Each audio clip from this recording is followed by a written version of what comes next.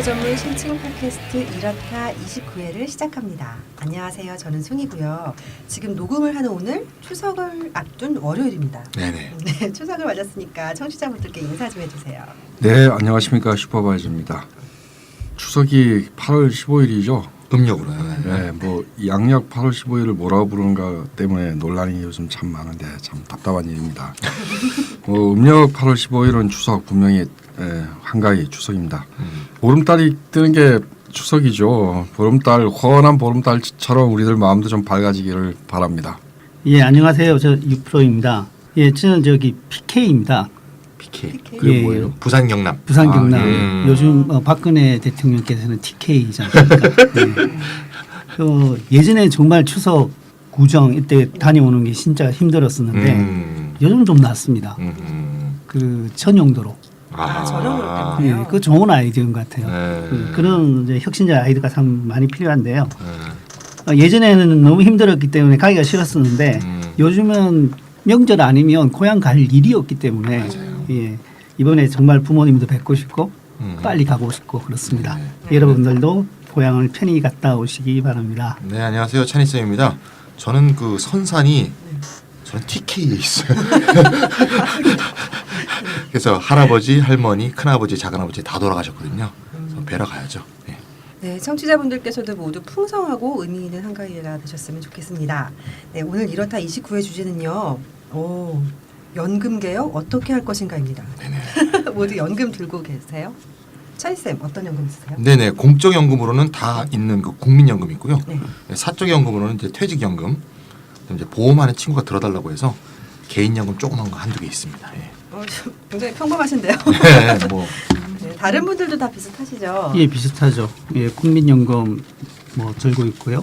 그리고 막 말씀하신 대로 연구소에서 퇴직연금 있고 퇴직연금 연구소에도 네, 들어가고 있고 예. 그리고 사적연금 다 친구들 부탁으로 지금 들고 있습니다. 네네. 슈퍼바이저님도 너무 비슷하죠, 뭐. 네. 잘 모르시죠 뭐 있는지. 아니요, 뭐 알죠. 모르실 것 같아요. 국민연금은 있을 거예요 아마. 예. 국민연금은 회사에서 계속 연구소에서 나가고 있어요. 예. 그러니까 들어가고 있을 거예요. 퇴직연금도 들어가고 있고.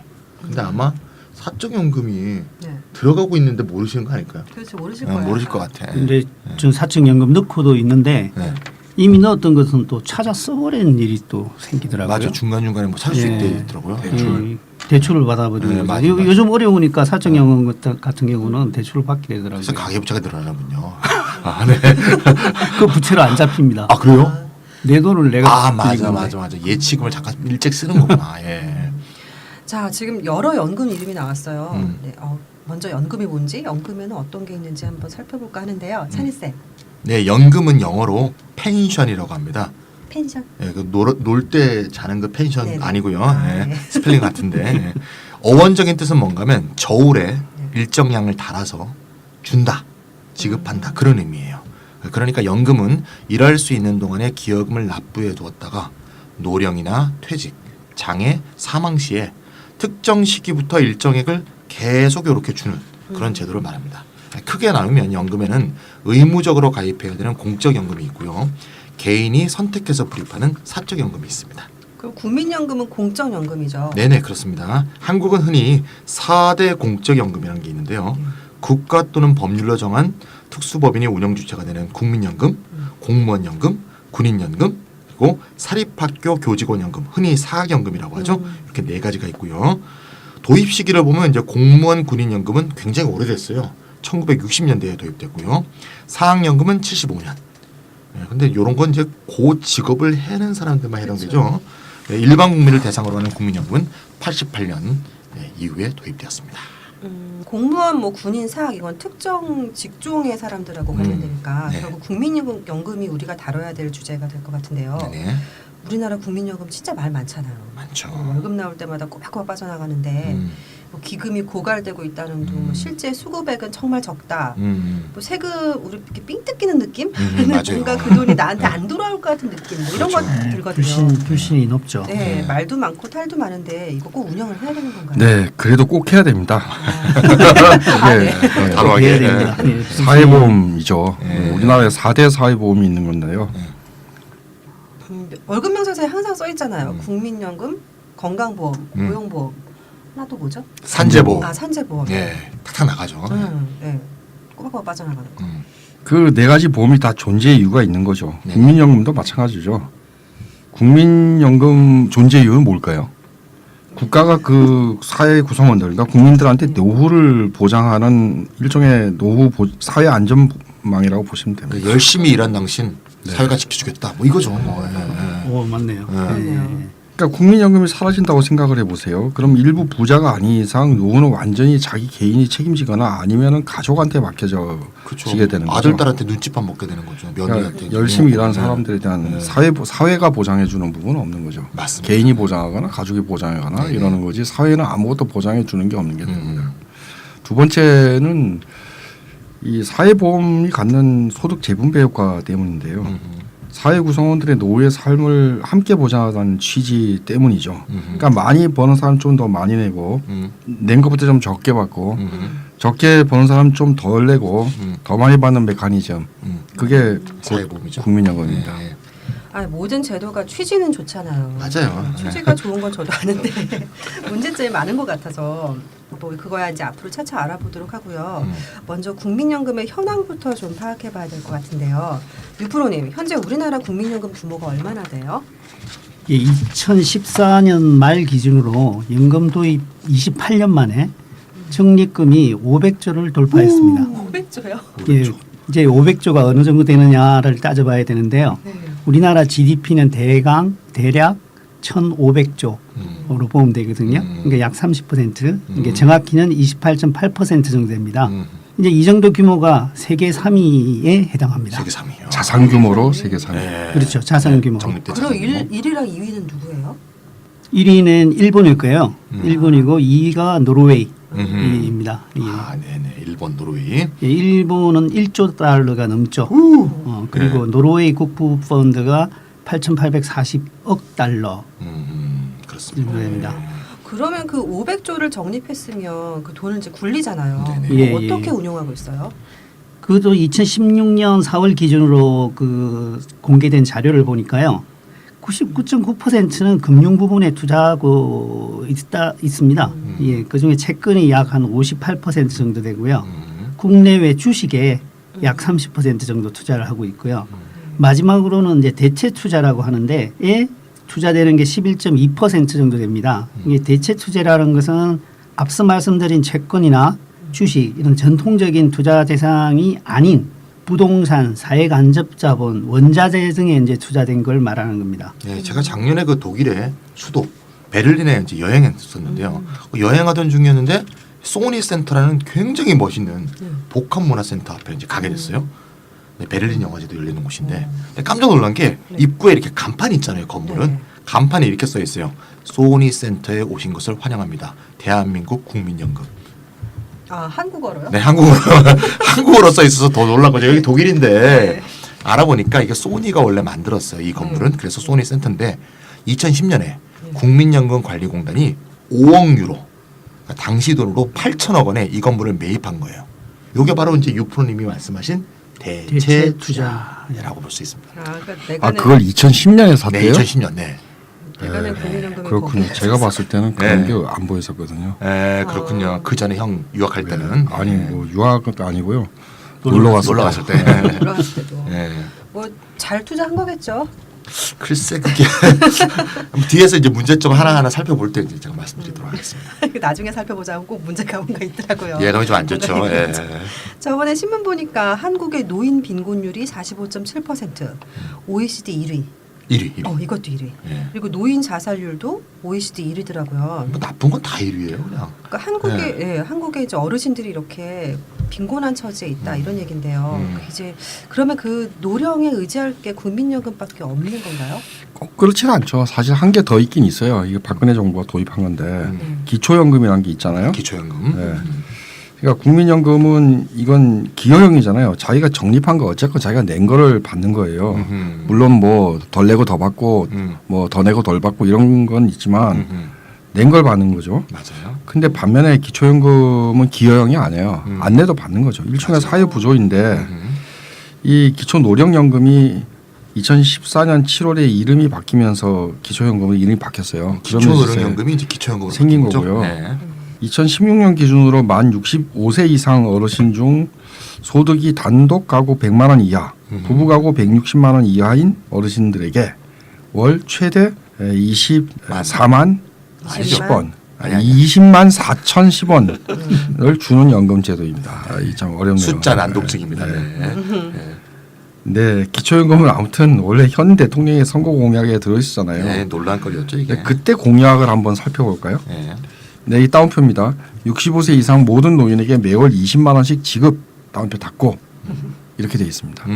그러니까 모든 노인에게 선별하겠다 이런 얘기 없죠. 매월 20만 네, 원씩. 모두에게 주겠다. 그리고 그리고 모든이 또 부부 합산이냐 개별이냐 뭐 이런 게 아니잖아요. 모든 완전히 개별적으로 주겠다는 겁니다. 그다음에 20만 원이 최대가 아니고 다 20만 원씩이네요. 그렇죠. 원래 공약이. 그러니까 사실상 이것은 노인 기본소득에 해당되는 개념으로 공약에서는 제시가 된 거죠. 그런데 이게 20만 원이 아니라 액수만 해도 최대 20만 원이 되면서요. 공약 파기 논란 등이 매우 시끄러운 논란들을 뭐 가져왔습니다. 논란이 있습니까? 파기한 거죠. 뭐 맞습니다. 처음에 좀 논란이 있다가 이제 뭐 쏘았는데. 논란도 또 파기한 게 많아서 뭐. 그럼 이렇게 되면 대략 어르신들의 몇 퍼센트 정도가 뭐 어쨌건 이렇게 저렇게 얼마만큼 액수를 수령하는 것 관계없이 대략 하위 70% 정도의 어르신이 뭐 돈을 받긴 합니다. 그러니까 결국 우리 사회는 그러면 이제 국민연금과 기초연금 이 두 가지로 우리의 몇십 년 후의 삶을 보장한다. 이제 거기에 의지해야 된다는 건데요. 네네. 이게 잘 굴러가야지 말년이 우리 말년이 좀 편안한 거잖아요. 네네. 슈퍼바이저님은 곧 오실 것 같은데. 네. 아뭐 다 비슷한 문제예요. 묻어가. 우다가. 네. 근데 이게 많은 문제가 있는 것 같은데요. 음. 그럼 지금부터 이 두 가지 연금 체계의 문제점에 대해서 한번 살펴보도록 하겠습니다. 하나씩 살펴볼까 하는데 먼저 유프로님. 예, 뭐 여러 가지 문제가 있겠습니다만 네. 뭐 제일 중요한 것은 네. 연금만으로는 생활이 안 된다는 문제가 가장 큰 문제겠죠. 그렇죠. 네. 액수가 그렇게 많지 않다라는 건데요.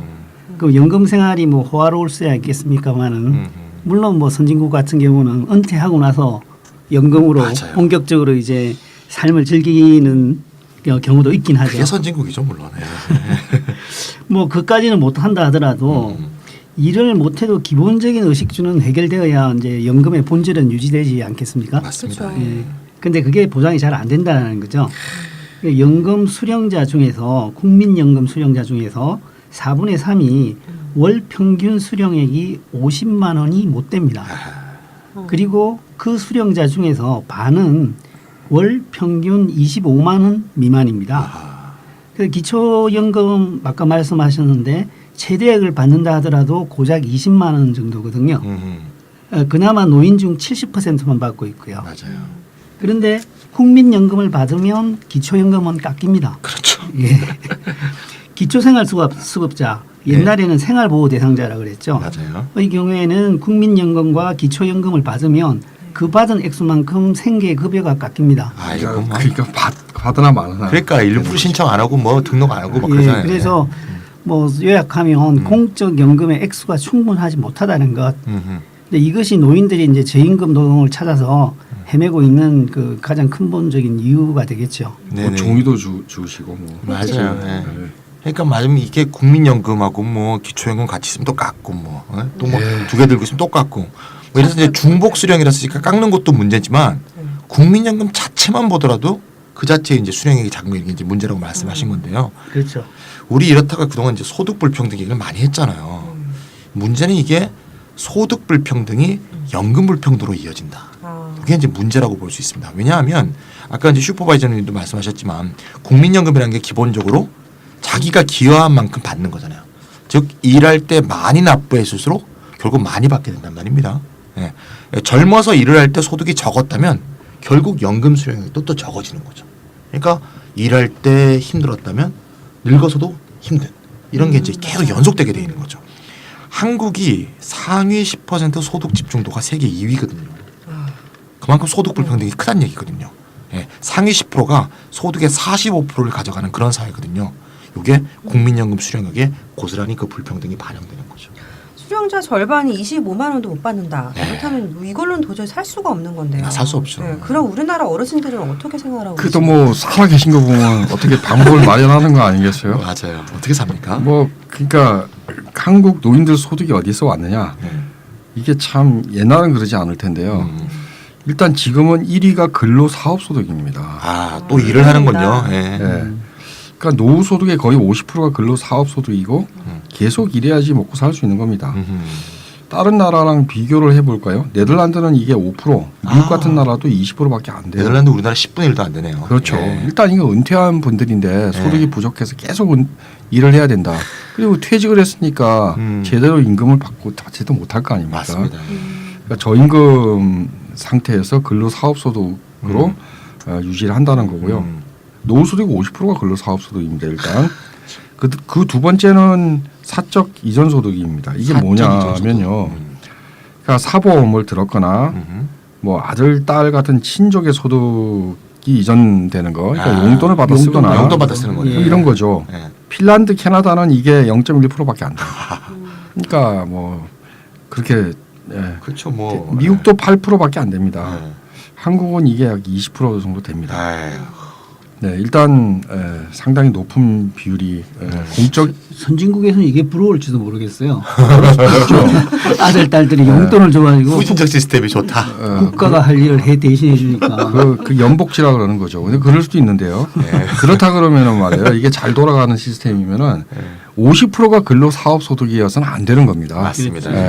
그러니까 이건 사실은 절반은 자기가 은퇴하신 분들이 연로한 나이에도 불구하고 막 저임금 상태 일을 해서 절반 자기가 벌고 그리고 나머지 한 20%는 아들 딸들한테 그다음에 자기가 사적 보험 들어둔 거 이런 걸 이제 타먹고 그런 거예요. 근데요 노인분들이 또 용돈을 주면 또 안 쓰세요.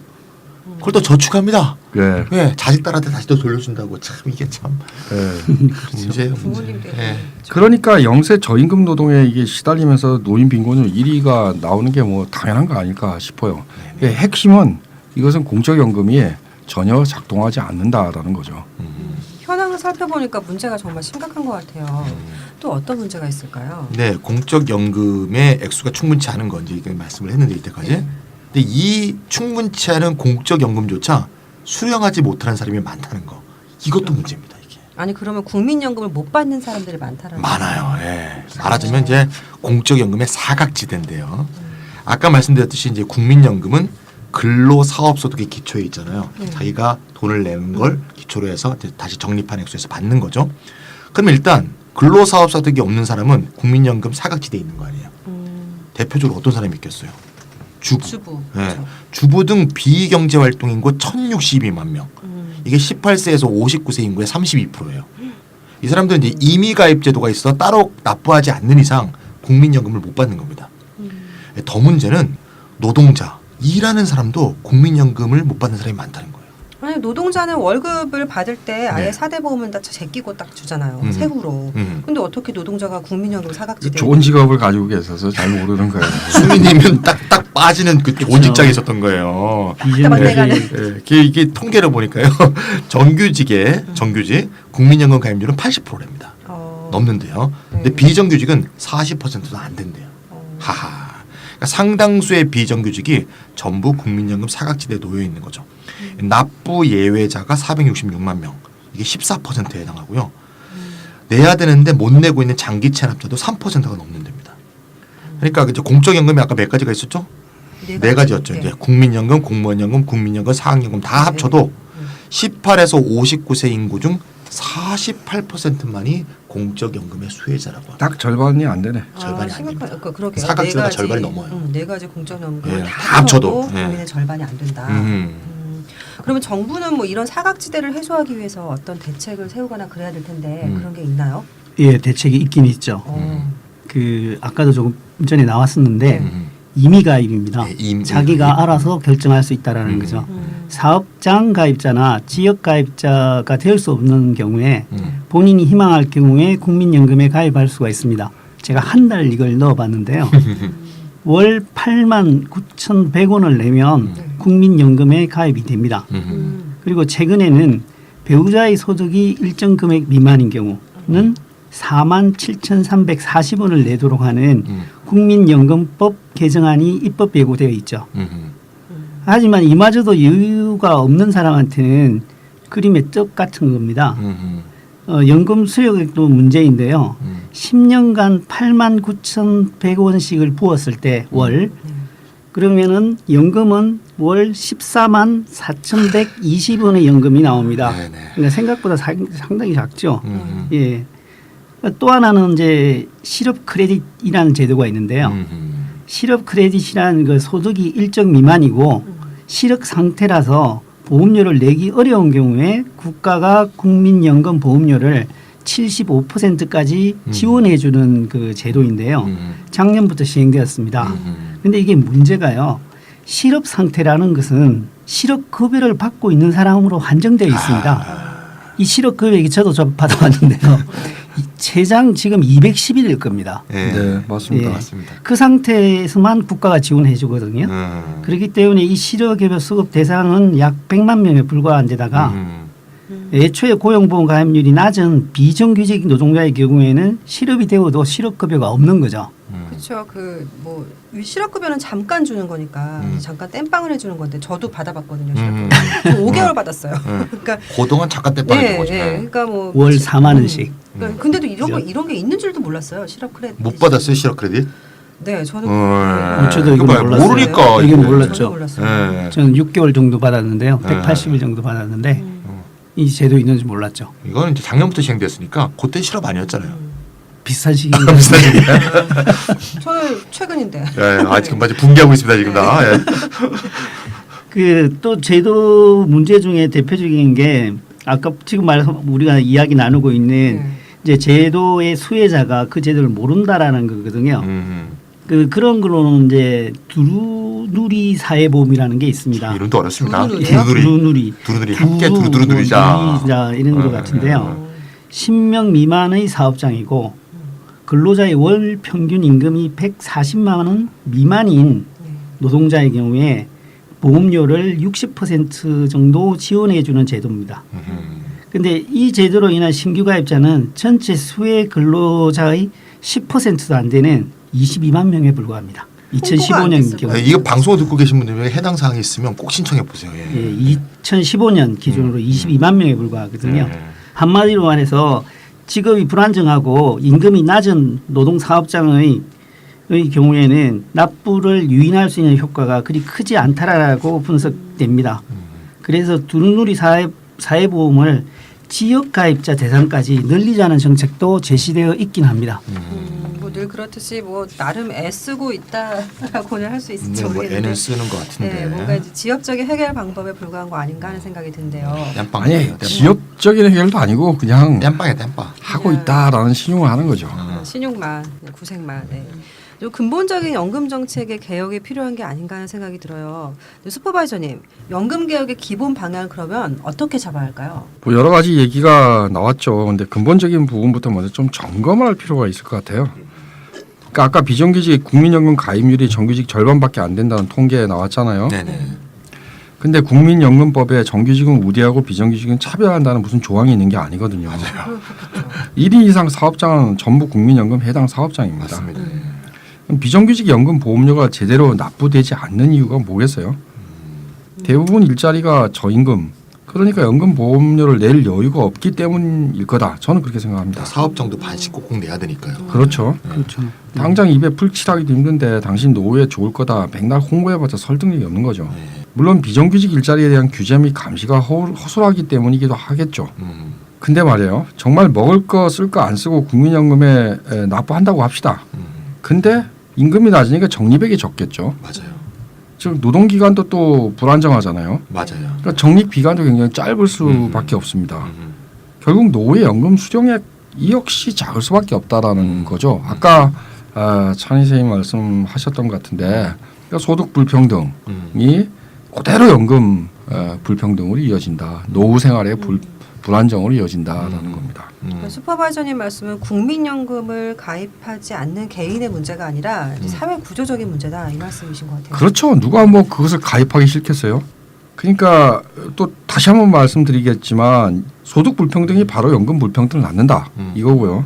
이거 어떻게 해결하는가가 관건적인 문제일 것 같습니다. 이게 두루누리 사회보험 한다고 해결될 성질이 아니죠. 맞아요. 네. 결국 근본적인 사각지대 해소 방법은 뭘까요? 이거는 기본적으로 불안정 노동이나 저임금 노동, 이 비정상적인 노동 시장을 정상화하는 겁니다.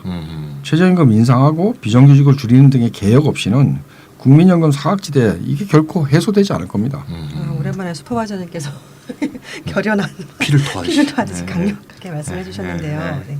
제가 좀 생각해 보니까 국민연금은 국민연금대로 또 개혁을 해야겠지만 또 기본적으로 국민연금은 소득이랑 연동되잖아요. 우리나라처럼 이렇게 불평등이 심하고 사회 안전망이 부실한 상황에서는 뭐 기초연금을 더 강화할 필요가 있는 게 아닌가 싶기도 해요. 저도 그렇게 생각합니다. 예. 기초연금 강화해야 됩니다. 이 기초연금의 특징을 살펴보면 예. 그 특징 자체가 국민연금의 문제점에 대한 그 일정한 해결의 지점을 딱딱 짚고 있다는 것이 드러나는데요. 첫째, 보편적이에요. 누구나 다 주는 거죠. 이건 기여금 얼마를 냈는가하고 상관이 없어요. 연금이 소득 불평등 구조를 뛰어넘을 수 있습니다. 물론 현행제도는 왜곡돼 있어요. 아까 말씀했지만 하위 70%밖에 안 받으니까 요거를 이제 노인 모드로 바꿔야 되고요. 소득 심사를 거쳐서 지금은 이제 20만 원에서 10만 원 사이로 주는데요. 이렇게 차등화돼 있잖아요. 요것도 없애야 됩니다. 이렇게 하면 기초연금이 보험료를 낼 여유가 없는 사람들까지 모두 안정적인 노후 소득 기반이 될 수 있는 거죠. 즉 기초연금에는 사각지대가 없는 겁니다. 모든 사람에게 주는. 네, 모든 사람이 줄 수 있게 되면 둘째는 보험료 방식이 아니라 조세 방식이라는 거죠. 그럼 이게 왜 좋냐? 조세는 일반적으로 누진세 아닙니까? 그렇죠. 특히 직접세들은. 네. 그런데 기초연금의 수령 액수는 또 거의 동일하죠. 그러니까 걷는 거는 누진적으로 걷어서 나눠주는 건 똑같이 나눠주니까 국민연금보다 훨씬 더 재분배성이 큰 거죠. 네. 그래서 조세에 입각한 이 기초연금은 누진적으로 걷고 모두에게 나눠주면서 국민연금보다 훨씬 강화된 재분배성을 갖게 된다. 이렇게 말씀드릴 수 있습니다. 차니스 얘기 듣다 보니까 조세에 기반한다. 그러니까 누진적으로 걷어서 동등하게 나눠준다. 뭐 재산 심사를 하지 말고 모두에게 똑같은 금액을. 근데 이거 기본소득이잖아요. 네, 맞습니다. 네, 기본소득입니다. 저는 지금 한마디로 말해서 지금의 기초연금, 왜곡된 기초연금을 네. 노인 기본소득으로 바꾸자 이런 얘기를 하는 겁니다. 뭐 기본소득이라고 하니까 뭐 갑자기 거창해진 것 같은데요. 사실 말이 거창하지 박근혜 대통령의 선거 때 공약이 그게 노인 기본소득이에요. 그렇죠. 그 네. 공약대로 한다면 네, 모든 65세 노인에게 20만 원씩 이게 노인 기본소득 아닙니까? 공약을 지키라는 얘기입니다. 다만 20만 원으로는 생활이 안 되니까 좀 증액을 해야 될 것 같아요. 40만 원으로 증액해 보니까 2016년 기준으로 32조 원, 60만 원으로 증액하면 47조 원이 소요됩니다. 이거는 당국의 의지만 있으면 당장 실시할 수 있는 거예요. 이렇게 된다면 최소한 노인의 빈곤 문제만큼은 사회가 해결할 수 있다. 저는 그렇게 생각합니다. 진짜 그러네요. 뭐 당연히 전 국민 기본소득이 실현됐으면 좋겠지만 이제 그 방향으로 가는 걸 전제로 해서 가장 취약한 계층인 어르신들의 빈곤 문제부터 해결할 수 있다면 그러니까 이제 노인 기본소득을 선차적으로 실시할 수 있다 이렇게 생각이 드는데요. 그럼 기초연금은 그렇게 하고요. 국민연금 말이죠. 국민연금의 그 개선 방향은 어떻게 돼야 될까요? 예, 제가 말씀드릴게요. 일단 그것을 설명하기 위해서는 소득 대체율이라는 개념부터 먼저 말씀드려야겠는데요. 소득 대체율. 네. 예, 개념이 나오니까 네. 좀 당혹스럽기도 하시겠는데 간단히 말씀드리면 연금으로 받는 총액이 개인의 생애 평균 소득의 몇 %가 되는지를 보여주는 비율입니다. 아, 일할 때 받던 돈의 몇 프로냐? 그렇죠. 그렇죠. 예. 그래서 소득 대체율이 50%다라고 하면 벌던 돈의 50%를 연금으로 받는다. 뭐 간단히 말해서 월급을 100만 원 받던 분은 연금으로 50만 원씩 받는다 이 이야기죠. 그럼 소득 대체율이 50%. 50%라는 거죠. 네. 일반적으로 편안한 노후 생활이 보장되려면은 소득 대체율이 70%는 되어야 한다라고 말합니다. 70% 그러니까 뭐 한 200만 원 받던 사람은 한 140 정도는 받아야 편안하게 노후 생활을 할 수 있다. 그 말씀인데 그럼 국민연금의 지금 현재 소득 대체율은 얼마 정도 되나요? 우리나라는 초기 시행 때는 소득 대체율이 70% 정도 됐습니다. 그럼 살만한. 그때 노인들이 좀 그렇죠. 괜찮았겠네요. 아, 공연을 많이 그런데 이제 했으면. 국민연금 가입률이 상당히 낮았었거든요. 그리고 가입 기간도 짧았습니다. 그때. 가입이 네. 낮았는데 그러다가 그 외환위기가 1997년에 터지지 않습니까? 네네. 그 그때 하향 조정되어서 60%로 내려왔고요. 다시 2007년 국민연금법을 개정하면서 또 50%로 하향 조정되었습니다. 그리고 매년 0.5%씩 계속 하락시켜서 2028년에 40%로 조정하는 것이 연금공단의 목표입니다. 아, 왜 우리가 받을 때부터 이게 이 기분 나쁘네 이거. 이때는 이제 국민연금 가입률이 이제 늘어난다라는 그 예전에는 낮았다, 그 가입률이 낮았다는 걸 좀 고려해야 되겠죠.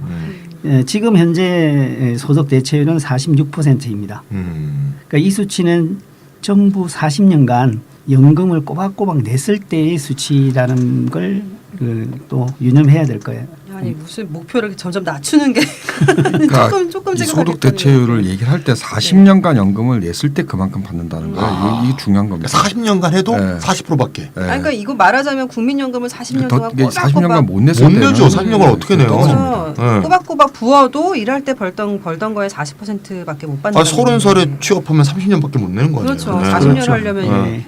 20살에 취업이 되는데 뭐야 이거.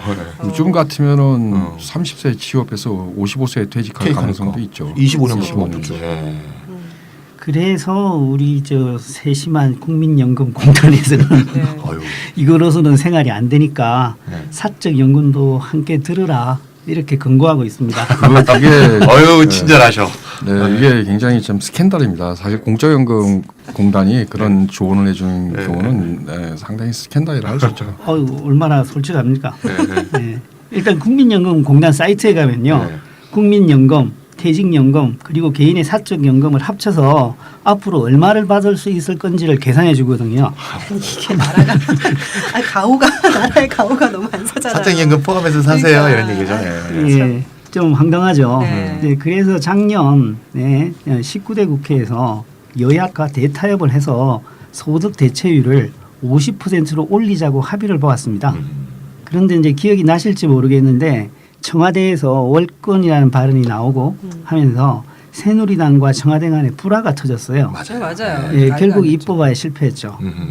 실제로 올해 그 국회 입법조사처가 발표한 이슈와 논점이라는 보고서를 보면요. 국회에도 연구소가 있거든요. 그 연구소가 국회의 입법조사청입니다. 거기서 내는 보고서에 따르면은 국민연금 소득 대체율, 노인 빈곤 해소, 보험료율, 기준 소득 월액 인상 이런 것들을 쟁점으로 삼고 있습니다. 그리고 입법조사처의 보고서를 인용해 보면요. 한 부분을 인용해 보면 저도 이게 따옴표를 열고요.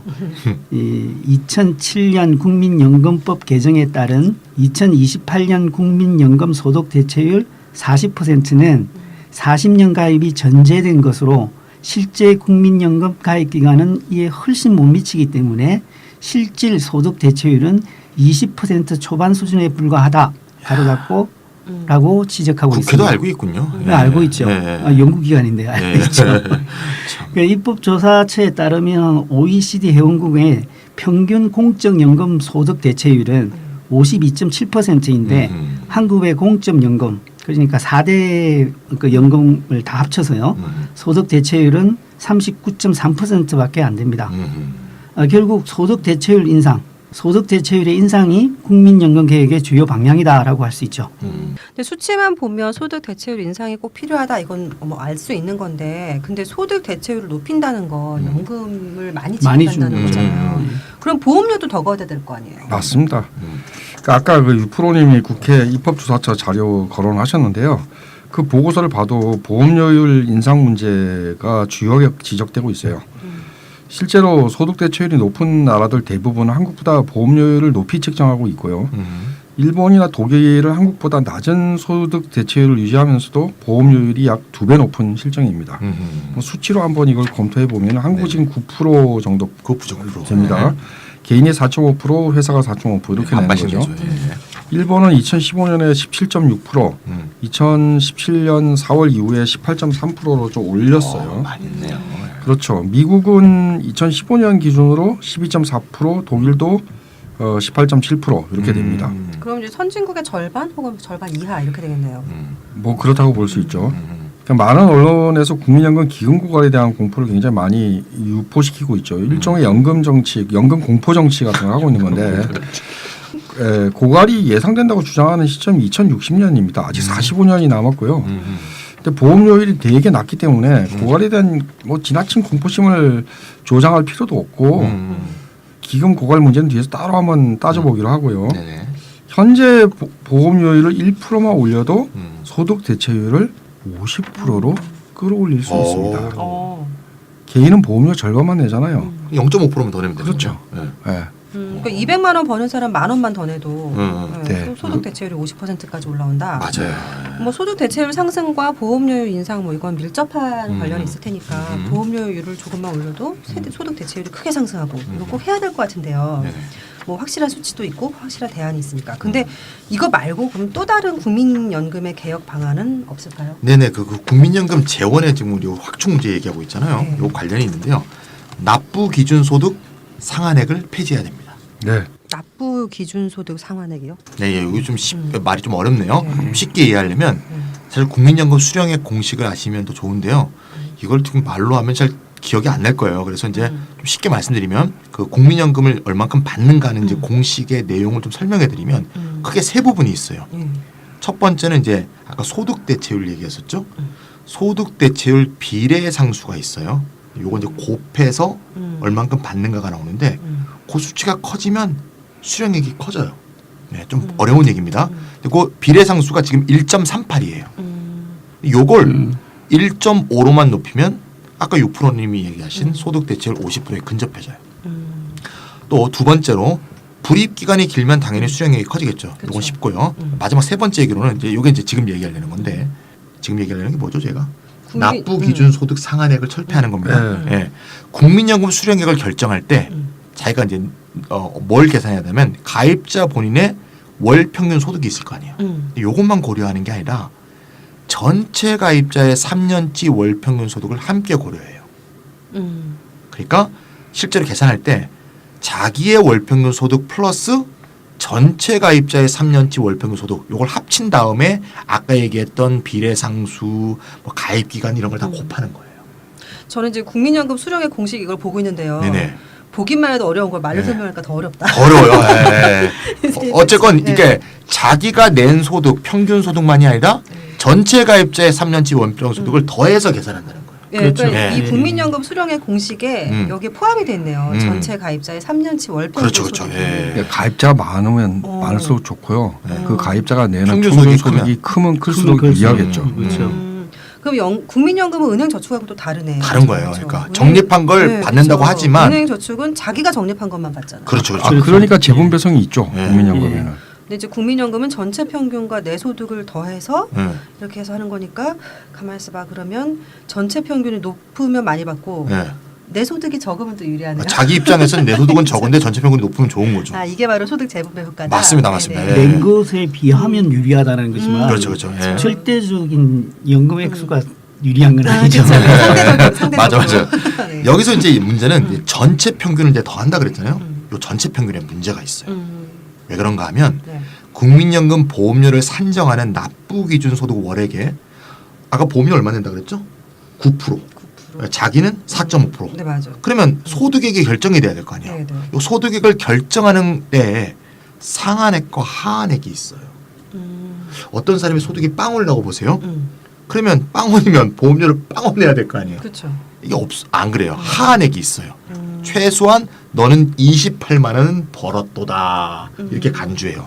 요게 예전에 대통령 생활 전 재산이 29만 요게 하한선이에요. 28만 원. 하한선은 큰 문제는 아니고 네. 28만 원은 뭐 4.5%가 얼마나 되겠어요. 문제는 상한선인데요. 이 상한선이 지금 434만 원이에요. 즉 500만 원을 벌건 월에 5천만 원을 벌건 월 5억을 벌건 월 50억을 벌건 너는 434만 원을 번 것이다. 이렇게 해서 계산한다. 딱 4.5%인 19만 5,300원만 보험료. 이게 황당한 거죠. 이게. 네, 예, 황당하죠. 우리나라 장관 중에는 엄청 버는 장관도 있잖아요. 네. 예. 네. 그런 사람들도 내 19만 월급에서 5,300만 그 원 20만 원이 이상은 안 아니고. 내요. 예. 이거 너무 황당한 얘기잖아요. 네. 부자들한테 껌값인데. 음흠. 그럼 아까 그런 국민연금은 소득 재분배 효과가 있다. 뭐 이렇게는 말했는데 이게 그렇다고 볼 수 있는지 의문스럽네요.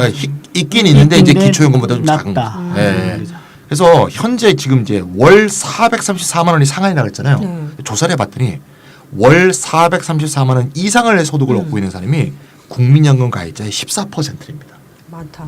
14%가 세금을 이 보험료를 덜 내고 덜 있는 내고 거죠. 있는 거네요. 근데 이 상한선이 부자들의 보험료를 일단 줄여주는 거 아니겠습니까? 그쵸. 근데 여기서 그치는 게 아니에요. 왜냐하면 434만 원이 넘는 모든 고소득이 434만 원으로 환산되니까 아까 말씀드린 가입자 전체 평균 소득도 쭉 떨어지겠죠. 그렇죠. 국민연금 수령의 공식에 그 적용됐던 그 네. 소득이 떨어지는 그러면 거죠. 결국 납부 기준 상한액이 연금 수령액을 떨어뜨리고 있는 거죠. 이런. 예. 그러니까 납부 기준 상한액이 434만 원이 돼 있다 보니까 전체 평균도 떨어지고 그래서 아까 전체 평균을 더해서 계산한다고 할 때 네네. 그 수치가 다 떨어지는 거죠. 그래서 납부 기준 상한액을 폐지하거나 최소한 조금 인상을 해서 그러면 이제 연금 수령액이 다 증가하는 그런 효과가 생깁니다. 실제로 다른 공적연금인 공무원 연금의 상한액은 월 805만 원이에요. 국민연금의 거의 2배거든요. 그러네요. 여기서 이제 우리가 또 주목할 것은 우리 여기서 끝내면 또 똑똑하신 우리 청취자분들이 또 문제 제기를 해. 뭔가 이게 이렇게 이제 납부 기준 상한액을 증가시키거나 폐지하면 또 부작용이 생겨요. 어떤 부작용이 생기냐? 고소득자의 소득이 현실대로 그대로 높게 반영되면 전체 가입자 평균 소득도 커지지만 고소득자의 자기 소득도 커지겠죠. 그렇네요. 진짜. 예, 네. 전체 평균하고 자기 소득을 더하는 거니까 음. 자기 소득이 크면 확 더해져서 연금을 많이 탈 거 아니에요. 음. 그러니까 납부 기준 상한을 없애면 고소득자의 보험료도 올라가지만 고소득자가 타는 연금 수령액도 들어가는 거예요. 그렇겠죠? 네. 이러면 결국 지가 더 내지만 더 많이 당할 거 아니에요. 엄청나게. 그렇죠. 이러면 소득 재분배 효과가 약화됩니다. 그래서 이제 납부 기준 상한액을 인상 혹은 철폐를 한다면 반드시 동시에 해야 될 일이 연금 수령액 지급 상한액도 정해야 돼요. 얼마 이상을 못 타가게 하는 거죠. 왜? 국민연금은 은행 적금이 아니잖아요. 많이 벌어서 많이 했다고 많이 타가면 좀 곤란하죠. 그래서 국민의 최소한의 노후 생활을 보장한다는 관점에서 얼마 이상은 못 타가도록 요 규정을 같이 해서 납부 기준 상한액 철폐하고 함께 해야 된다. 그런 얘기입니다. 이 지급 상한액의 가장 대표적인 게 스위스 공적연금이에요. 네, 거기는 좀 심각하게 연금 사회주의를 하는 건데 네. 이 연금 그러니까 최저 수령액하고 최대 수령액이 2배 차이밖에 안 납니다. 네, 지금까지 그러니까 그럼 최저 수령액이 300만 원 정도 되고요. 예, 최고 최고 수령이 600만 원이에요. 정도. 그러니까 어마어마하게 손해를 봅니다. 네, 세 분이 말씀하신 연금 개혁의 방안을 한번 정리를 해볼게요. 네, 정리를 꼭 해야 될 것 같아요. 네. 네. 1. 국민연금 가입률을 높이려면 최저임금, 비정규직 철폐 등 사회개혁이 필요하다. 그 사각지대를 없애야 되니까. 예. 2. 노인 빈곤을 없애기 위해서는 기초연금을 노인 기본소득화해야 한다. 3. 연금 수령액을 높이기 위해 국민연금의 소득 대체율을 높여야 한다. 네네. 4. 연금 기금을 확충하기 위해서 보험료율을 높여야 한다. 5. 납부 기준 소득 상한을 철폐 혹은 인상하고 연금 수령액의 상한은 이제 이렇게 정해놔야 된다. 뭐 이런. 아유 생각만 해도 좋습니다. 예, 뿌듯합니다. 예. 아, 그럼요. 이 연금 개혁의 방안을 알아봤잖아요. 잘 정리된 것 같아요. 네, 이렇게 하면 좋을 것 같아요, 진짜. 마지막으로 500조가 넘는다는 세계 3위라고 하셨잖아요. 네네. 이 어마어마하게 적립된 연기금을 어떻게 관리할 건가 이거에 대해서 한번 얘기를 해보고 마칠까 하는데요. 이게 GDP 대비로는 1위입니다. 네, 진일 대비 1입니다. 예. 500조 말로 듣기에는 뭐 국민연금공단 직원이 이제 월스트리트를 방문하면 거의 뭐 VIP 대접을 한다. 빨간 그래 카펫을 깔고 이렇게.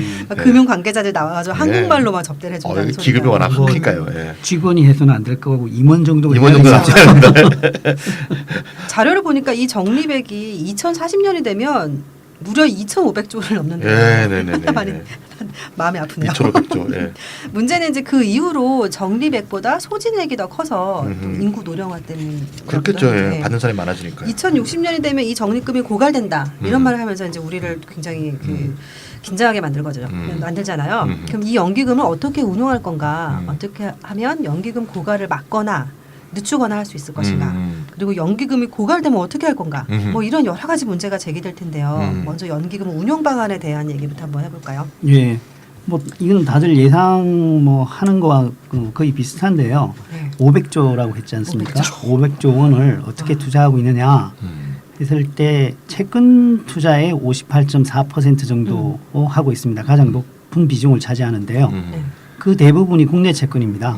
채권인 가격의 경우에는 특히 그 이제 국채인 경우에는 국가가 지급 보증을 하기 때문에 상당히 안정적이죠. 예. 또한 뭐 국가 입장에서는 이렇게 유입된 자금을 공공사업 등에 활용할 수가 있지 않습니까? 그렇죠. 그러니까 뭐 괜찮습니다. 근데 주목할 것은 이제 국내 주식 투자인데요. 주식 투자가 전체 기금 중에서 29.95%, 약 30%를 한다고 했지 않습니까? 네네.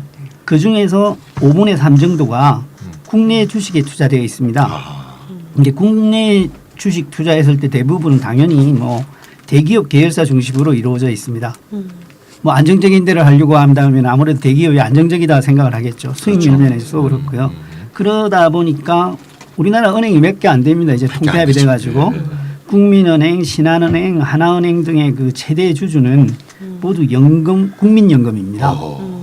그리고 이제 우리은행 있지 않습니까? 제가 약간 잠시 근무한 적도 있는데 이것은 이제 예금보험공사 예보라고 부르죠. 예보의 이제 소유 지배로 되어 있죠. 그러니까 대기업 중에서 60%는 또 국민연금 지분율이 대주주 일가보다 높습니다. 그럼 실제적으로는 주인이다라고 말씀드릴 수가 있는 거죠. 그러니까 한국을 대표하는 기업이라고 할 수 있는 삼성전자의 최대 주주도 마찬가지로 국민연금입니다. 뭐 이거 이렇게 그러니까 지분으로만 보면 은행과 대기업의 주인은 국민이네요. 그러네요. 예, 이것 때문에 이제 국민연금 사회주의가 가능하다라는 이야기도 나오는데요. 네. 이제 주주 자본주의에서 네. 국민연금이 마음만 먹는다면 이 최대 주주로서의 그 권리를 다 행사한다면은 우리나라 대기업을 거의 다 통제하고 경영할 수가 있거든요. 실제로 국민연금법을 보면은 네. 그 한 조항을 읽어보면 정권을 관리 운용하는 경우에는 장기적이고 안정적인 수익 정대를 위하여 투자 대상과 관련한 환경, 사회, 지배구조 등의 요소를 고려할 수 있다라고 명시하고 있습니다. 주주권을 행사할 수 있다라는 거죠. 그래서 국내 대기업에 대해서 정당한 주주권을 행사한다면은 그 기업들이 보다 사회적 경영을 할 수 있게 유도할 수가 있고요. 그러네요. 사회적 투자 원칙을 강화해서 일부 기업에 대해서는 연기금을 통해서 공공적으로 소용하는 것도 가능합니다. 네, 가능합니다. 국민연금법 법적으로 102조. 문제가 안 되네요. 예. 그렇죠. 국민연금법 102조 4. 102조 4. 근데 원칙적으로 그런데 실제로는 이번 삼성물산이랑 제일모직이랑 합병했잖아요. 네네. 그 과정에서 보여졌던 것처럼 오히려 국민연금공단의 그 행태가 예. 재벌의 뭐 똘마니냐 예. 얘기를 들을 뭐 정도로 그렇게 되는 게 또 현실이잖아요. 예, 그 2015년에 이제 삼성그룹이 3세 금융으로 이제 경영권 승계를 네. 하기 위해서 이제 제일모직과 이제 삼성물산을 합병했지 않습니까? 맞습니다. 예. 이제 그 과정에서 이제 3세 경영의 이제 대표자인 이재용 씨 등 그 4명의 총수일가는 합병 회사의 지준율을 높이기 위해서 잘 들으셔야 되는데 네. 법원의 합병 비율 1대 0.418을 적용하지를 않고 제일모직과 삼성물산의 비율입니다. 그렇죠. 고의적으로 삼성물산의 주가를 계속 하락시켜서 1대 0.35의 합병 비율로 합병을 단행했습니다. 그래서 2016년 5월 올해 5월에 서울고등법원도 합병 당시의 삼성물산 주식 매수 청구 가격이 주당 9,000원 가량 부당하게 낮게 되었다고 판결을 내렸습니다. 부분의 판결에 따라서 제대로 평가된 삼성물산의 주식 가격으로 합병 가액을 다시 산정해 보니까 더불어민주당의 재윤경 의원의 그 문건에 따르면요, 총수 일가가 약 3,718억 원의 부당이율을 취했다라는 결론을 내릴 수가 있습니다. 근데 여기에 국민연금공단이 예. 개입이 됐다는 공범이죠, 개입이 공범. 됐다는 얘기잖아요. 예, 뭐 이제 바로 이제 이 합병직 작전에 그 국민연금이 가담을 했죠. 명분은 뭐 이런 겁니다. 외국 기업들이 들어오니까 국부를 지킨다라는 명분 하에서 이제 백기사 역할을 했다는 건데. 백기사 역할을 했다는 건데요. 이제 그 국민 여러분이 이제 판단해 보셔야 됩니다. 예, 국민연금이 이제 합병 계획이 발표되고 합병 비율을 산정할 때까지 삼성물산의 주식을 계속 매도했습니다. 국민연금이. 예. 매도하게 되면 어떻게 됩니까? 주식 가격이 하락하죠. 계속 떨어지죠. 떨어지죠. 예. 반대로 삼성물산의 불리한 합병 비율이 산정된 이후에는 다시 삼성물산의 주식을 매수하는 방식으로 비상식의 행태를 보였거든요. 법원의 결정대로 1대 약 0.418의 합병 비율을 적용해서 국민연금이 보유한 지분 가치를 계산했을 때는 788억 원이 증가합니다. 아하. 그러니까 다시 말해서 삼성 총수 일가의 거수기 역할을 하면서 부당한 경영권 승계를 도와주고 소중한 국민의 연금 재산에 788억 원 정도의 손실을 발생시킨 거죠. 뭐 이런 부분에 대해서는 책임을 물어야 되지 않나 하는 생각을 야, 우리 합니다. 돈 끌어다가 이렇게 막 그러니까. 써도 되는 건가? 동의도 안 얻고.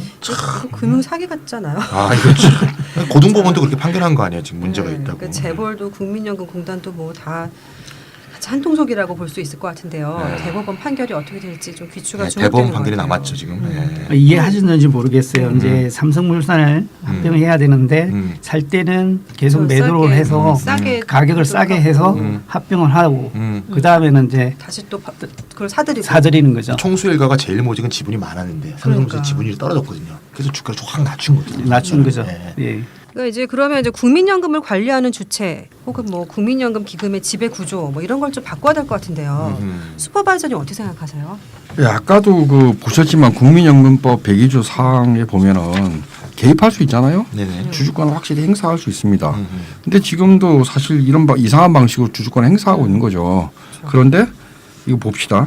도대체 이 국민연금을 누가 관리하는가가 중요한 문제 같아요. 그러니까 사실 이게 국민의 재산인 거고요. 맞아요. 그러니까 다른 헌법기관과 마찬가지로 국민의 민주적 통제가 필요하다고 저는 생각합니다. 그러니까 국민연금이 투자하는 기업의 지배 구조를 장기적인 목표에 따라서 개입할 수 있다 이런 구절이 있느냐 없느냐 이게 중요한 게 아니라 그 이전에 국민연금 기금의 지배 구조가 어떻게 되어 있는지가 더 중요한 문제라는 겁니다. 현재 이 지배 구조는 운용본부에서 집행을 하는 거고요. 이를 국민연금 운용위원회가 통제하는 구조예요. 운영위원회. 그렇죠. 형식적으로는 이 운용위원회가 최고 의사결정 기구입니다. 네. 근데 이 운용위원회는 비상설 기구고요. 위원장은 보건복지부 장관입니다.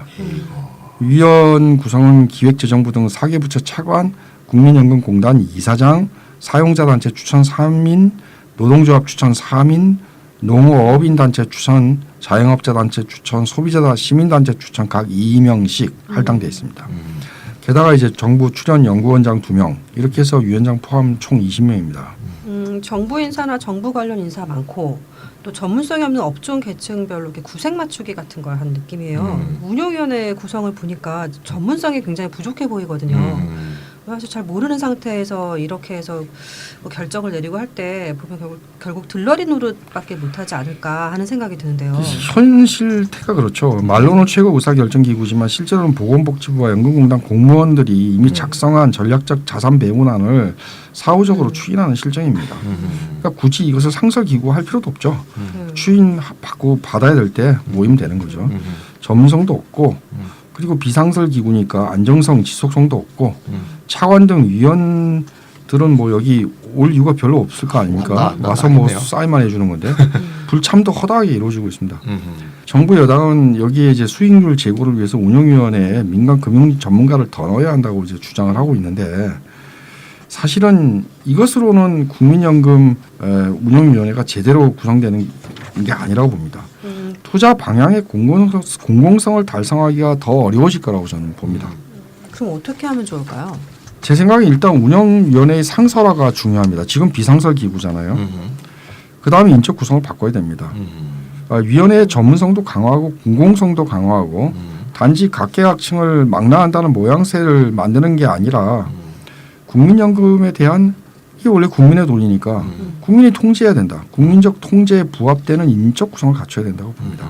그리고 국민연금의 이 막대한 액수 그리고 공공적인 성격 이런 것을 고려할 때 이 모든 것을 운영위원회에 일임하는 문제도 아닙니다. 아 맞아요. 그러니까 가령 운영위원회가 상설화한다는 전제 아래 그 산하에 공공투자 전문위원회 같은 걸 만들어서요. 운영위원회의 운영 결과를 정기적으로 국회에 보고하게 하는 방법 이런 두 가지 방법을 모색할 필요가 있습니다. 하나는 이거 좋네요. 하나는 이 공공투자 전문위원회를 만들자. 그래서 이 공공투자 전문위원회가 예를 들어 삼성이라든지 뭐 현대라든지 재벌 회사에 가지고 있는 지분이라든지 은행에 가지고 있는 지분이라든지 이런 것들을 주주권을 어떻게 행사해서 전체적으로 사업에 어떻게 개입할 것인가를 결정하는 거고요. 이것은 이제 전문적인 위원회가 되겠죠. 근데 이렇게 해서 뭐 단순히 주주 자본주의식으로 이윤의 극대화만이 아니라 장기적인 경제 전망을 가지고 운영하는 전문위원회를 만들자는 게 하나고요. 또 하나는 국회 운영위원회가 보고하게 된다. 결국 국민적 통제의 핵심은 맨 마지막 국회가 통제해야 된다라는 거 아니겠습니까? 맞습니다. 두 가지 방법으로 계획이 좀 필요하다고 봅니다. 그게 말씀 듣고 보니까 이 연기금의 운용을 하는 데 있어서 수익도 중요하지만 사실 공공성의 문제도 맞습니다. 무시할 수 예. 없는데 민간금융 전문가를 집어넣자 뭐 이런 얘기가 네. 한다고 하니 좀 어이가 없는데요. 앞으로 국민연금 운용위원회 개혁과 쇄신의 방향에 대해서 이제 국민의 여론을 좀 넓게 수렴해서 운용을 해야 되지 않을까 싶네요. 마지막으로 이제 2015년에 541조를 돌파했다고 했나요? 그리고 2040년에는 무려 2,500조가 되었다가 결국은 고갈될 운명에 처했다는 그 적립금 문제에 대해서 얘기를 나눠볼까 하는데요. 네네. 적립금 고갈의 문제 이거 피할 수 없나요? 네, 그 보건복지부하고 연금공단은 네. 적립금 고갈의 시기를 늦추기 위해서 소득 대체율을 낮춘다든가 계속 해왔다고 했죠. 연금 수급 개시 연령이 원래 60세였거든요. 65세로 늦추기도 했고 임의 가입을 장려하는 거, 돈을 더 걷어가자 이거죠. 다양한 개혁을 했어요. 근데 이렇게 해도 적립금 고갈 시기를 늦출 뿐 사실상 고갈을 막을 길이 없습니다. 왜 그러는 거야 도대체? 그 언론에 보면 뭐 덜 내고 더 받는 국민연금의 구조 때문에 그런다 그러는데 아니 뭐 덜 내고 더 받는 것 같진 않거든요 지금. 네. 아니 그리고 설사 그렇다고 치면 더 내고 덜 받는 구조로 바꾸면 뭐 해결이 돼요? 근데 그렇게들 잘못 알고 있는 분들이 굉장히 많은데요. 네. 지금보다 덜 받는 국민연금으로 바꾼다면 문제가 뭔가 하면 국민연금이 존재할 이유가 없어요. 그렇죠. 용돈인데. 네. 절반이 25만도 못 받는데 그걸 또 줄이면 뭐야 이게. 국민연금법에 따르면 국민연금의 존재 이유가 뭐냐. 국민의 생활 안정과 복지 증진에 이바지하는 것이거든요. 그렇죠. 예. 지금도 25만 원 미만을 못 받는 사람이 대부분인데요. 그래서 노인들이 폐지를 죽고 지하철 택배를 하면서 근근히 살아가고 있는 그런 실정 아닙니까. 예. 그렇죠. 더 문제는 말이죠. 이렇게 연금 지급액을 그래서 낮췄다 하자 이거예요. 용돈 수준은 낮춰도 그래도 기금 고갈은 막을 수가 없다는 거예요. 왜냐하면 이거는 기본적으로 인구 문제예요. 사회 전체의 노령화의 진행으로 인해서 적립금 고갈이라는 건 시기의 차이가 있을 뿐 결국은 일어날 수밖에 없습니다. 예, 우리보다 먼저 국민연금을 실시한 선진국들도 처음에는 우리처럼 엄청난 적립금을 쌓았었어요.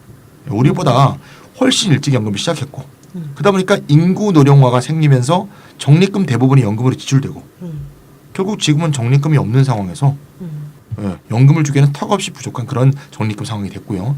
사실상 고갈됐다고 말할 수 있는 그런 상황에 놓여 있습니다. 그런데 이제 오해를 없애기 위해서 약간 오해가 있을 수가 있을 것 같아요.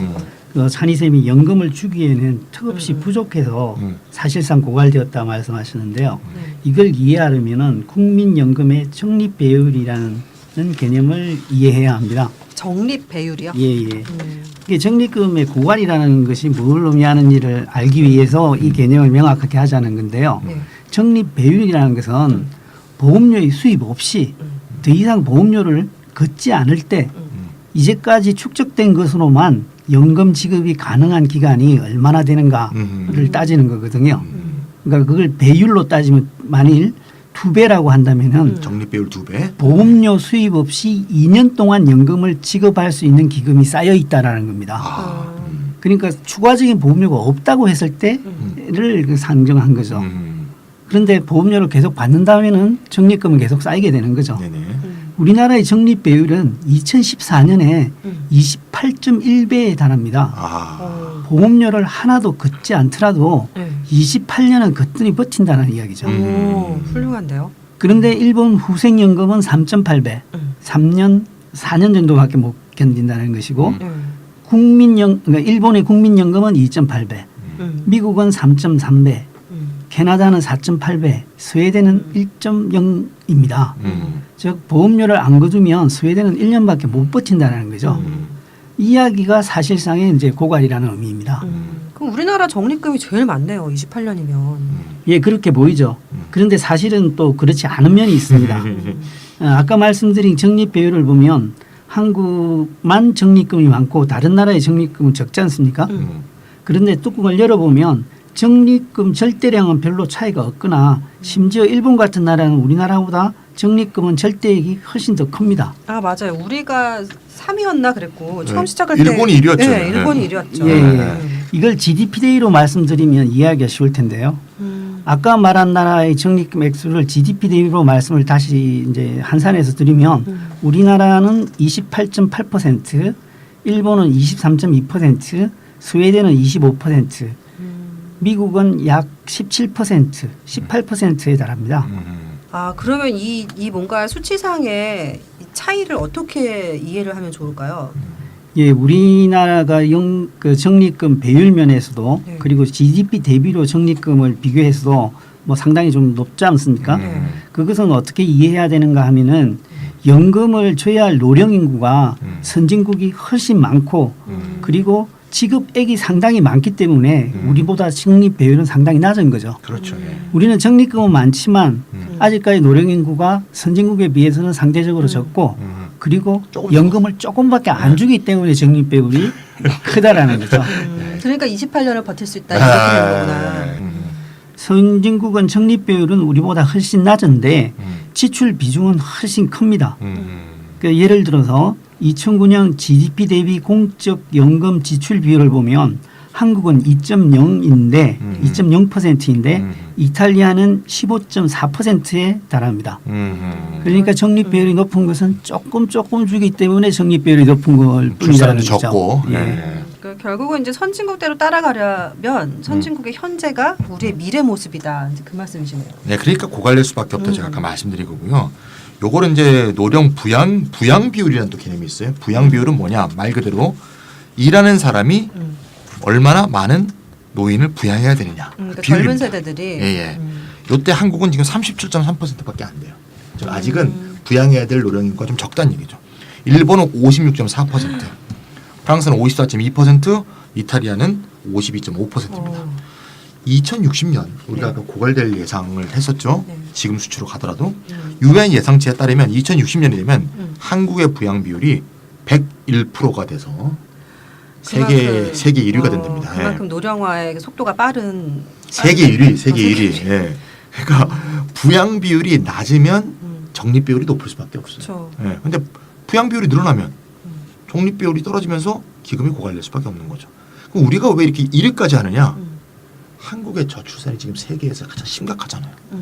그래서 우리가 항상 인구 문제 자꾸 심각하다고 얘기하는데 이 문제가 바로 이제 국민연금의 미래하고도 연결돼 있다는 걸 다시 한번 확인하게 되는 거죠, 우리가. 아, 우리나라의 저출산 문제가 이렇게 심각할 줄은 몰랐거든요. 네네. 근데 여기서 이제 오해를 불식시켜야 될 부분이 있는데 많은 분들이 연금 기금 고갈이라고 이야기하니까 이제까지 내가 냈던 돈이 맞아요. 사라져 버리고 나는 못 받을 것이다라는 이제 국가 불신과 이제 결합쳐가지고 이런 오해가 다 있는 받은 거거든요. 거예요, 그걸. 예, 그 불신은 해야 되고 근데 고갈보다는 소진이라 그래야 되나? 예. 예, 그 네, 부분에 대한 지치려고 해야 오해가 되나? 있어요. 네. 그 오해를 불식시켜야 될 것 같아요. 네네, 맞아요. 그래서 그 고갈을 막기 위해서는 이제 인구 문제를 해결해야 되는 게 또 있고 보험료율을 높여야 되는 문제도 있고 하는 것이죠.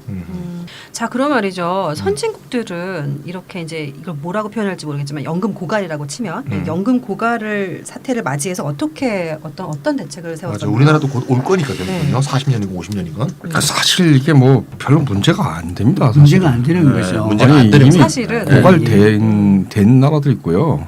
고갈되는 게 어떻게 보면 좋은 거예요. 네. 그만큼 국민한테 준 거 아니에요? 주고 있는 거죠. 네. 그렇죠. 이게 이렇게 그렇게 문제를 바라보면 저는 안 된다고 보고요. 그러니까 연금 운영 방식을 적립식에서 부가식으로 대개를 바꿨죠. 이미 부가식으로 한 나라 굉장히 많고요. 맞습니다. 그러니까 적립식이라는 것은 이제 한국 같은 거죠. 상당한 금액을 기금을 갖다 일정 기간 차곡차곡 쌓고 그 기금을 주식이나 채권 등 금융 상품에 투자를 합니다. 그래서 수익을 올려서 연금을 지급하는 방식이에요. 그러니까 한국의 국민연금이 적립식이죠. 근데 부가식은 좀 다른 건데요. 그러니까 매년 근로자가 연금급여로 지급한 비용을 부담하는 거예요. 그러니까 뭐 그에 필요한 연금 재원을 근로세대한테 그때 보험료를 걷어가지고 은퇴한 세대한테 지급하는 겁니다. 이거 독일의 사람들은 이걸 세대 간 계약이라고 얘기를 하고요. 가장 대표적인 국가가 독일이죠. 상당수 선진국이 원래는 적립식에 시작했다더라도 고갈이 돼가지고 사실상 부가식으로 다 연금을 운영하고 있습니다. 예, 여기 이제 오해를 불식해야 되는 것이 뭔가 하면 돈을 더 이상 걷지 않아도 그 지출을 할 수 있는 적립금이 고갈되었다라는 그렇죠. 것이지 새로운 소스까지 완전히 고갈되었다라는 의미가 아닌 거거든요. 그렇죠. 일하고 있는데 어떻게 돈을 내는 사람이죠. 뭔가 일을 하고. 근데 예전에 한겨레 신문까지도 일면에 몇 년도 고갈 이렇게 해서 국민들한테 국민연금에 대한 불신을 오히려 심어줘 버리는 그런 맞아요. 일이 있었던 거거든요. 그러니까 개념이 약간 다른 건데요. 적립식이란 사실은 내가 낸 돈을 물론 내가 낸 돈이라 말하면 좀 곤란하겠죠. 내 세대가 낸 돈을 쌓아두고 운용해서 내 세대가 돌려받는다는 개념이에요. 근데 부가식이라는 건 그게 아니라 세대 간 계약인 거예요. 맞아요. 내 세대가 내 윗세대를 부양. 나는 그렇죠. 연금 보험료를 꼬박꼬박 내서 지금 은퇴한 세대를 부양하고 내 세대는 그 아래 세대한테 받는다는 거죠. 그러니까 부가식의 경우에는 사실 인구 문제가 전면적으로 드러납니다. 맞아요. 그런데 적립식의 경우에는 이게 은폐돼 있죠. 그러나 고갈 시점이 다가와서 완전 부가식으로 바뀌게 될 시점에는 인구 문제가 이게 나타나게 돼 있는 겁니다. 수밖에 없다. 그러니까 사실은 지금은 가려져 있지만 인구 문제가 이 적립 기금이 사라질 때 그때는 나타나게 되겠죠. 그러니까 고갈이 언제 되느냐, 고갈을 어떻게 막느냐 그게 이런 별 거 고민할 문제가- 게 아니고요. 예. 오히려 돌봄 노동을 어떻게 지원할 그렇습니다. 것이냐, 예. 오히려 출산 육아를 어떻게 남자 여자 모두에게 보장하고 이렇게 해서 어떻게 인구를 어떻게 저출산을 막을 수 있는 장려책을 정부가 어떻게 할 것이냐 이런 사회복지 전반에 대한 고민을 해야 되는 게 오히려 맞다고 볼 수가 있어요. 그렇죠. 적립금의 추이는 상당히 인구 구조의 진화 과정하고 맞아요. 모양새를 같이 할 예. 수밖에 그렇죠. 없고요. 예. 그러니까 기금이 바닥이 나더라도 사회적 대타협을 거쳐 부가 방식으로 바꿀 수밖에 없을 거고요.